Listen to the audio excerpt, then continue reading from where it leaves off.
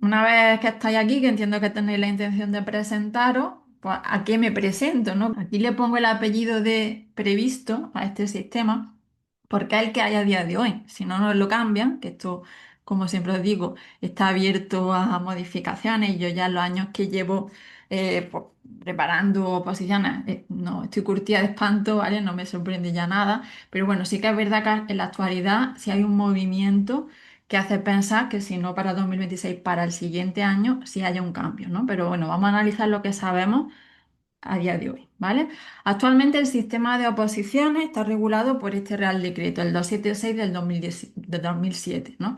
Este Real Decreto regula el sistema de ingreso a la función pública docente, se publicó después de la Ley Orgánica de Educación, de la LOE, que salió en 2006, pues a continuación se modificó el sistema de oposiciones y este es el que nos regula actualmente. Ha sufrido transitoriamente algunas modificaciones, por ejemplo, en los dos últimos años que hubo estabilización, 23 y 24, pero cuando acaba el plazo de esas modificaciones volvemos al sistema original, ¿no? Al número de las bolas de cuatro bolas y todo esto. Entonces, ese es el que actualmente está en vigor, incluyendo, eso sí, uno que sí se mantiene como modificación, que salió en 2022, este Real Decreto 800, que se produjo ahí ese cambio, que supongo que escucharíais, de la integración del cuerpo de profesores técnicos de FP al cuerpo de profesores de secundaria, ¿no?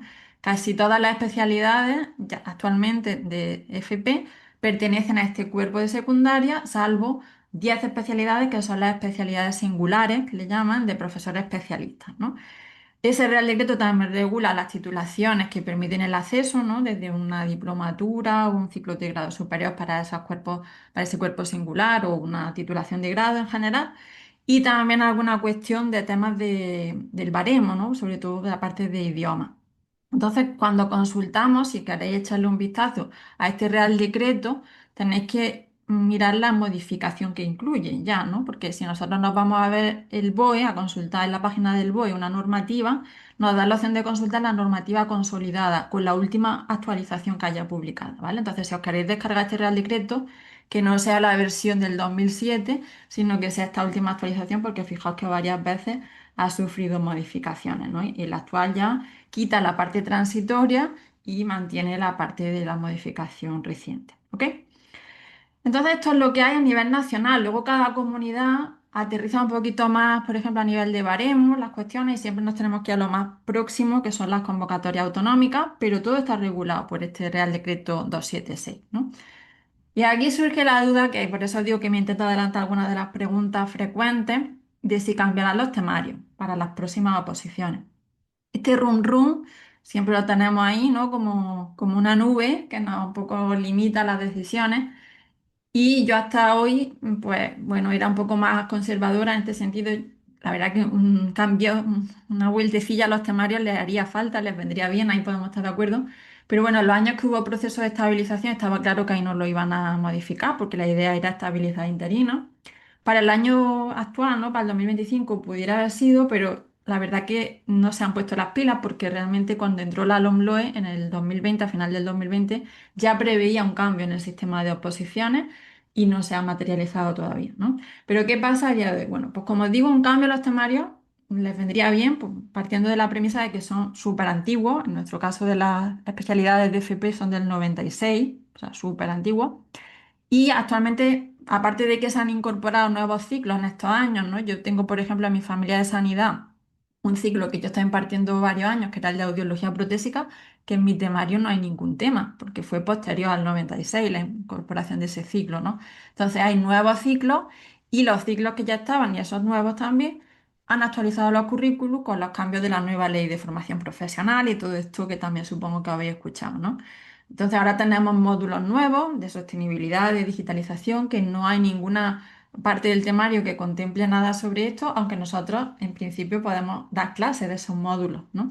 Y luego hay una especialidad en concreto que es la de FOR, que tiene dos, dos módulos nuevos, IP1 e IP2, ¿no? Itinerario personal para la empleabilidad 1 y 2, que esos no existían antes, o sea, sustituyen a los antiguos Default y Empresa Iniciativa Emprendedora. Por lo tanto, también debería actualizarse su temario, aparte de que otros pues, son obsoletos, como los de la especialidad de informática, que no estaba en Internet todavía en esa época, ¿no? Entonces, bueno, pues eso son motivos ya suficientes para una actualización. y actualmente hay un proceso ya en marcha, pero no sabemos cuándo culminará, que regula no solo el cambio de temario, sino todo el cambio del sistema de acceso a la profesión docente, o sea, un cambio más profundo en este tema, ¿no? Pero esto está aquí en stand-by, fijaos, desde el enero del 2022 ya hay un documento para debatir propuestas de mejora para la reforma de la profesión docente y tal. Y bueno, si nos vamos a mirar este documento, pero que ya os digo que ya tiene unos años, habla de la modificación de temarios de oposiciones para que estén más actualizados, ¿no? Y también un cambio en la estructura de la oposición en sí, para atender las demandas del sistema educativo, los cambios en los currículos, ¿no? Incorporar también a esos temarios incluso adelantan aspectos del funcionamiento de los centros, del propio sistema educativo y de la atención a la diversidad, entre otros, ¿no? O sea, aspectos pedagógicos y didácticos también incluirlos como parte de los temarios de la oposición. Esto está en debate todavía, es provisional, pero lo que hacemos en este caso es preguntar a la fuente más actualizada de información que tenemos a día de hoy, ¿no? Que es la inteligencia artificial. Pues nos dice que sí, que hay una reforma en curso de este Real Decreto 276 del 2007 y que parece que actualmente lo que se están revisando este año son los temarios. En 2025 hay equipos de trabajo revisando esto, sacarán borradores, ya algunos han circulado por ahí, y que en 2026 se empezarán a introducir nuevos formatos de oposición, con un enfoque más competencial y más práctico, ¿vale? Pero eso de introducción y esto de que lo diga el ChatGPT, pero no tengamos más certeza, tampoco es ninguna garantía, ¿no? Parece que sí, que ha comenzado ya este proceso de actualización de los temarios, pero no sabemos cuándo entrará en vigor, porque aquí dice, se terminarán de actualizar en 2025 con entrada en vigor en las próximas convocatorias, pero eso es ambiguo, ¿no? Un poco amplio. Y luego esa reforma de la parte de los exámenes probablemente se retomará en 2026, ¿ok? Entonces, pues en este sentido seguimos con la incertidumbre. Yo lo que he escuchado también de sindicatos es que la reforma, por ejemplo, no afectaría a lo que es la prueba de la programación didáctica, que a mí es lo que más me interesaba saber, pero sí quizá la parte del temario, que en vez de ser una prueba tan memorística de vomitar ahí un conocimiento en forma de tema, pues que cambie a un enfoque eso más práctico. No sabemos todavía cómo se va a materializar, ¿vale? Yo en cuanto vaya teniendo información os iré contando, pero tenemos que tener esta perspectiva en mente de que es posible que se produzcan cambios. Yo apostaría más por las fechas en las que estamos y la velocidad a la que la administración suele funcionar a un 2027 para esta materialización tanto de los cambios de temario como de quizá un cambio ya en la estructura del modelo de oposición. Pero igual se ponen las pilas y en 2026 nos sorprenden con una de las dos cosas, ¿no? No podemos saberlo con certeza. Entonces, por hacer un repaso tal y como está a día de hoy, hasta que se cambie, este es el modelo que tenemos, ¿no? Si nosotros dibujamos en nuestra mente una carretera, no un camino, de todo lo que es el proceso selectivo, es un proceso de concurso-oposición. Eso significa que primero tenemos que aprobar una oposición que vale 2/3 de la nota que podemos tener en este proceso. Y si aprobamos esa oposición, entonces entra en juego el concurso de méritos, que valdría 1/3 de la calificación, ¿vale? Pero claro, primero hay que aprobar el proceso de oposición para que nos variemos los méritos del concurso, ¿no? Entiendo que esto más o menos lo conocéis, no me paro mucho, pero bueno, sí que hay una primera prueba de este proceso selectivo, que son los temas y los prácticos, que como os digo, como nos regulamos por el Real Decreto 276 del 2007, son 4 bolas el sorteo para los temas, ¿no? Que hubo una época ahí de 5 bolas, pero eso fue transitorio y este año ya hemos vuelto a las 4 bolas, ¿no? Para los temas se sacan 4 bolas de temarios, en la mayoría de los casos de más de 50 temas. Si son de menos, que es servicio a la comunidad, pues 3 bolas. Elegimos una y escribimos habitualmente durante 2 horas ese tema, ¿no? Con unos requisitos que son los criterios del tribunal que nos pueden ayudar a que ese tema pues, sea mejor valorado. Y hay una parte también más práctica, que en algunas especialidades es escrita y en otras incluye una parte escrita y una parte más manual, ¿no? Porque la especialidad sea más manipulativa y requiera una puesta en práctica más manual. Esas dos partes hacen media ponderada entre sí, a veces 50-50, aritmética, y otras veces más peso los prácticos y menos los temas. Se hace una media ponderada si llegamos a una nota de corte de un 2,5 en cada una de esas partes, la parte B de la primera prueba. Y si superamos esa media ponderada con un 5, entonces atravesamos el primer peaje, ¿no? Ya pasamos la primera parte de la oposición y podemos entrar en juego ya con nuestra programación y unidad didáctica, ¿no? En algunas comunidades hay que entregar la programación antes de hacer el primer examen, o sea que tampoco hay que esperar a saber si tengo la nota del primer examen, estoy aprobado o no para entregarla, pero sí que para exponerla. En otras comunidades sí que se entrega una vez salen las notas y solo la entregan los aprobados del primer examen, ¿vale? Entonces eso es lo que está ocurriendo a día de hoy en muchos casos.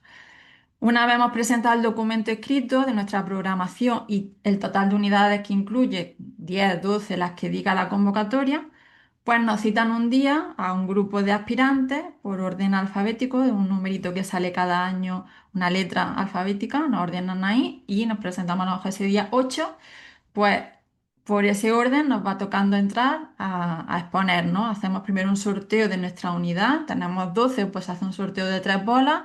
Elegimos la unidad 8, por ejemplo, pues genial, y nos toca exponer a continuación, después de una hora de encerrona, unos minutos, 20, 30 minutos para exponer nuestra programación didáctica y a continuación la unidad que hayamos elegido en el sorteo, ¿no? Y luego eso suele terminar con unos minutillos, 10, 15 minutos de debate en los que el tribunal nos puede preguntar pues, cosas que no les hayan quedado claras o algún aspecto que se nos haya olvidado comentar y que ellos tengan en sus criterios de valoración. Entonces, pues hay una oportunidad también ahí de que aclaremos ciertas cosas. Y también eso implica que tenemos que tener una visión profunda y global de lo que es la programación, porque a lo mejor nos preguntan cuestiones que no llevábamos preparadas para nuestro discurso, ¿vale? Bueno, pues esto es el proceso de oposición. Hay un nuevo peaje ahí, como hemos dicho, y las dos partes, la primera prueba, tema y práctico, y la programación unidad, cuentan mitad y mitad, un 50% cada una, ¿no? Que esto a veces se nos despista un poco esa idea, aunque es cierto que hay que aprobar la primera para pasar a la segunda. Como digo, estas ponderaciones son distintas. Aquí traigo ejemplos de comunidades que tienen distinto peso, ¿no?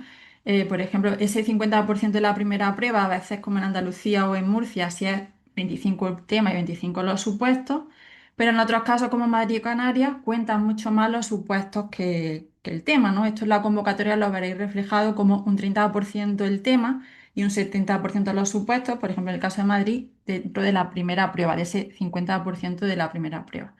Y luego la programación y unidad a veces es un conjunto, como pasa en Canarias y Murcia, y en otros casos si reparten la nota dándole más protagonismo a la unidad, ¿no? Que a la programación.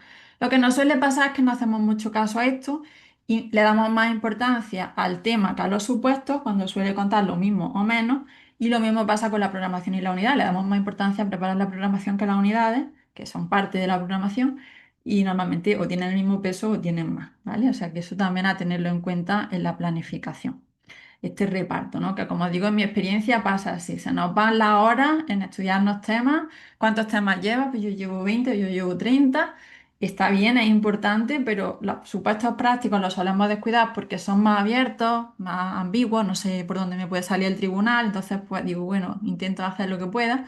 Y la programación ya sí que pasa a un segundo plano totalmente y todos los años me llegan mensajes de opositores que, Polín, he aprobado la primera prueba, que es la criba auténtica, ¿no? Que no podemos tener tan clara porque depende del sorteo de las bolas, depende de lo que caiga del práctico, pero tengo la suerte de pasar esa primera prueba.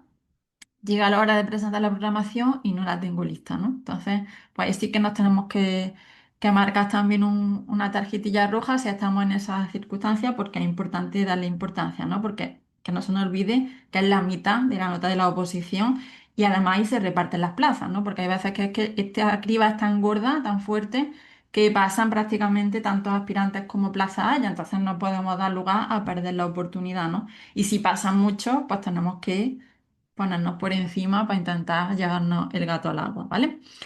Bueno, pues superado este proceso de oposición, el segundo peaje nos daría ya lugar a presentar nuestros méritos. A veces se presentan con antelación y los van baremando, pero bueno, ese concurso de méritos cuenta, como digo, un tercio de la nota del concurso de oposición, de todo el proceso selectivo, ¿no? Ahí podemos tener como máximo 10 puntos, aunque si veis aquí los apartados que puntúan suman 12, pero al final se quedan con un máximo de 10, ¿no? Y esto sí que, aunque está aquí el extracto de lo más general de ese Real Decreto 276, nos tenemos que ir a cada comunidad autónoma porque los baremos sí pueden tener ciertas variaciones, pequeñas, pero puede haberlas, ¿no? Entonces, la última convocatoria de este año, por ejemplo, que hay de todas, es el referente.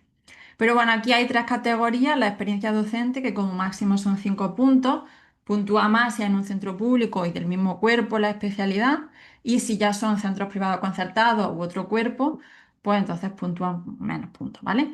La formación académica también como máximo 5 puntos y ahí nos entra tanto el expediente, las notas que tengamos de nuestra titulación de acceso. Si tenemos más de una titulación o un máster, pues eso también nos da puntos. Y en esta categoría entran los títulos que tengamos de idiomas, pero si son del C1 o C2, ¿vale?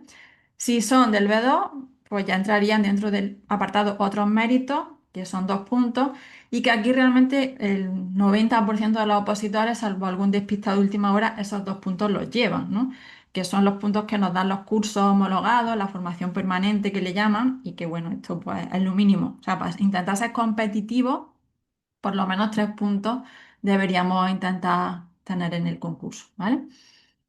Claro, aquí no entra la duda de, jolín, yo que los puntos que tengo son los que tengo, ¿no? Vuelvo atrás. Si yo no tengo experiencia docente, es muy difícil tener los 5 puntos de formación académica, pues a lo mejor juego con 3 o 4 puntos, ¿no?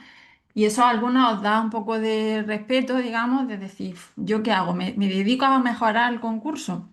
Hombre, hay que tener en cuenta lo que decíamos, ¿no? Que para llegar aquí hace falta superar la oposición. Todo depende de la progresión que llevéis, de la planificación de si me estoy preparando para 2026 o 2027. Porque si voy a 2026, centrarme en el concurso cuando no tengo apenas controlado la oposición es un problema, ¿no? Porque pierdo fuerza, pierdo foco. Pero también por daros un poco el ánimo y la motivación, yo personalmente entre los opositores que se han preparado conmigo tengo muchos ejemplos de opositores con muy poca experiencia docente o ninguna experiencia docente que han conseguido plaza a la primera sin esos puntos en el baremo, ¿no? O sea, esto no es que sean todos los casos. A mí, de hecho, no me pasó mi propia experiencia, ¿no? Con las oposiciones porque era también proceso de estabilización. Cuando empecé no tenía apenas puntos, pero sí que por daros también esa motivación a los que estáis empezando, pues aquí, por ejemplo, María del Cristo, que se presentó en Canarias, sacó su plaza, quedando segunda del tribunal y adelantando, que es lo importante, porque al final es un proceso competitivo, a compañeros que tenían más mérito. En su caso fue gracias a una buena nota, ¿no? Un 9,6 prácticamente en su unidad, porque fue en un proceso de estabilización. Aquí otro ejemplo, por ejemplo, María, que nos dice, aún no teniendo ni un año de experiencia docente, he conseguido sacarme plaza por estabilización, que en principio premian más esa experiencia docente, no esos procesos que hubo en los años previos.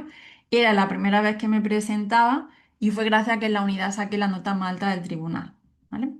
O aquí Tamara que dice, conseguí la plaza sin nada de experiencia docente gracias a una supernota en la defensa, ¿no? Entonces, es posible, pero siempre que hagamos un buen proceso de oposición, una buena primera parte, ¿no? De todo esto. Y dentro de hacer un buen proceso de oposición, lo más fácil es hacerlo buena, esa oposición en la parte que es más fácil controlar, que es la parte didáctica, ¿no? Aquí, pues, otro ejemplo, Sergio, que en su caso las notas fueron más bajas porque sus tribunales de su especialidad fueron muy exigentes, pero como él fue el que sacó más puntuación en la segunda prueba, en la prueba didáctica, pues consiguió también sacar su plaza a la primera. Y aquí Paloma que dice, gracias a la nota tanto del teórico como de la programación, en su caso ambos, pues sí que he conseguido coger plaza, siendo la primera vez que me presentaba y con 0 puntos de experiencia, ¿no? Entonces, os quiero dar también un poco esta visión porque, bueno, tengáis esa un poco la tranquilidad de que es posible, de que si nos preparamos con una buena oposición, aun sin tener baremo, podemos conseguirlo y más si tenéis baremo, pues ahí todavía se hace una buena oposición, pues muchas más posibilidades, ¿no? Bueno, aquí creo que se ve gráficamente fácil con un ejemplo de dos opositores, uno que tiene el doble de puntos en el concurso que otro, ¿no? Uno con 3 puntos y otro con 6 en el concurso. Sin embargo, para la oposición ya la diferencia es menor. Un 5,5 el opositor A, que tiene probablemente alguna experiencia docente como interino, y el opositor B, 7 puntos en la oposición, ¿no? Me creáis los cálculos que he hecho aplicando lo de 2 tercios, 1 tercio a la fase de oposición y de concurso y la nota final es idéntica en los dos casos, ¿no? Un 5,7 cuando aplicamos estas ponderaciones. ¿Por qué el que tiene menos experiencia puede llegar a tener la misma nota final? Pues porque tiene un poquito más de nota en la oposición, ese 7, ¿no? Pero si me voy a la pizarra, que es como el mejor amigo del profe, bueno, ¿de dónde puede salir ese 7 en la oposición? Esto podría haber múltiples combinaciones y variables, ¿no? Pero por hacerlo un poco más simple, la explicación, puede haber un posible caso A, ¿no? Que yo tenga ese 7 teniendo un 9 en la primera parte, los temas prácticos, y un 5 en la programación. Como hacen media aritmética, pues 9 más 5, 14, entre 2, un 7. Esa es una posibilidad. Y el extremo opuesto también es otra posibilidad. Un 5 en la primera prueba y un 9 en la programación. Yo creo que es fácil la respuesta a la pregunta de qué consideráis que es más sencillo, sacar un 9 en la primera prueba o un 9 en la segunda prueba. Yo creo que todos estaremos de acuerdo en que es mucho más asequible por poner una nota, que no tiene por qué ser ni siquiera un 9, saca un 9 en la programación, es decir, saca mejor nota en la segunda prueba que no depende del azar, que yo la llevo preparada y salvo las tres bolitas de la unidad, que es de mis propias unidades, si me lo he currado, eso está hecho, ¿no? Entonces, bueno, pues para que veamos que también es posible, yo tengo muchos ejemplos de nuevo de opositores que sí que han conseguido, ¿no? Pues teniendo, por ejemplo, un 7,2 en el tema y un 5 en el práctico, gracias a un 10 en la programación, pues una plaza, ¿no? Por ejemplo, el caso de Sara. O notas por encima del 9 es que abundan, por suerte, ¿no? Entre mis opositores. Aquí veis ejemplos múltiples de esos mensajillos que me van llegando en el mes de julio por Instagram, ¿no? Y es bastante habitual que tengamos esa calificación. ¿Vale? Entonces, pues creo que para vosotros puede ser una motivación de que llegar a esas calificaciones es asequible, ¿no? Hasta sacar un 10 que yo nunca lo he conseguido. Yo siempre tenía un 9,6, un 9,5, un 9,8. Esas son mis notas en los tres procesos, pero sí que tengo muchos opositores que han conseguido un 10 o que han quedado los primeros de su tribunal y que, bueno, pues que eso les ha permitido superar a otras personas en mérito, superar quizás una prueba inicial de tema y práctico más justita y sin embargo, pues conseguí una plaza o conseguí por lo menos entrar con una vacante, en fin, que creo que es algo que nos puede dar mucha alegría. A mí siempre me ha dado mucha alegría esa prueba, ¿no? Es muy complicado, o sea, a mí cuando me dicen he sacado un 10 me parece súper complicado que cinco personas se pongan de acuerdo en ponerte un 10, pero hay muchos casos que sí, ¿no? Y si no, pues nota buena es bastante frecuente, entre comillas, ¿no? Como veis aquí, pero bueno, que tampoco os quiero abrumar con ejemplos, pero para que veáis que es bastante común, ¿no? Y hay veces que ni siquiera es necesario, ¿no? Por ejemplo, aquí tengo una opositora que me escribía, me da pena que mi nota sea un 7,5 porque me he currado mucho la programación, pero en mi caso ha sido la nota más alta del tribunal. Bueno, hay tribunales que son más exigentes que otros y que la nota más alta que les da por poner a estos cinco miembros del tribunal es un 7,5, ¿no? Pero lo importante no es que sea una nota de 9 o de 7, lo importante es, como le pasa a esta compi, que pese a todo sacó su plaza y a la primera, ¿no? Entonces, al final es sacar la nota que nos permita nuestro objetivo, que entiendo que nuestro objetivo es pues, entrar en la docencia, ya sea como interino o idealmente con nuestra plaza, ¿vale? Entonces, mi propuesta es presentaros un camino para que ese paso del punto A al punto B, ¿no? De esa carretera que estamos transitando, de pasar de opositores a funcionarios interinos o funcionarios en práctica ya con nuestra plaza, pues sea más asequible, más fácil. Y para mí, en mi forma de ver este proceso y en mi experiencia, la programación es lo que nos puede catapultar más fácil a ese punto B, ¿no? Porque es la parte, como digo, que es más bonita de preparar, más amena, que nos va a ser más útil también para luego nuestra labor docente posterior y en la que yo veo más asequible conseguir una buena calificación. A mí lo que me gustaría es que cuando llegue el mes de julio del año que viene, pues también recibir mensajes de vuestra parte de este estilo, ¿no? Haya salido el listado de seleccionados y ahí estoy yo. Eso es lo que a mí me alegra las vacaciones, ¿no? Y aquí, por ejemplo, tenemos el caso de Yago, que me escribía pues diciéndome soy funcionario, el 970 de la programación ha hecho que entrara, ¿no? Y os dejo con un audio que me mandó en ese momento. Mi primera oposición a la primera y sin tener muchos méritos. Mil gracias de verdad, Verónica. Ahora mismo estoy en una nube y hay no sé cómo agradecértelo, de verdad. Porque en el tema me fue fatal, pero la promoción, ese 970, ha hecho que pueda entrar, de verdad. Millones de gracias. No sabes lo feliz que soy ahora mismo. Ojalá que sí, que haya muchos felices el año que viene.